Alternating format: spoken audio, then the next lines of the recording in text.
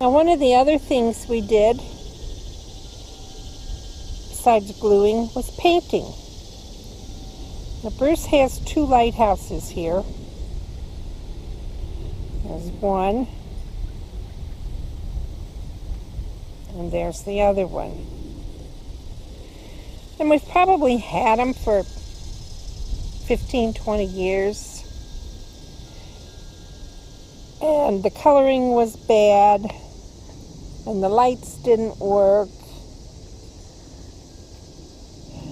But we came up with a plan.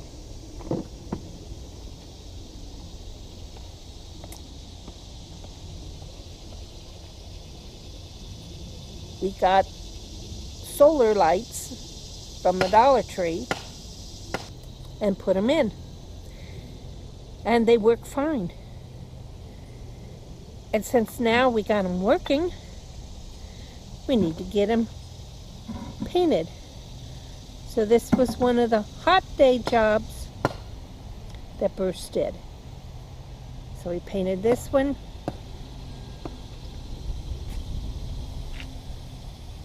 And he painted this one.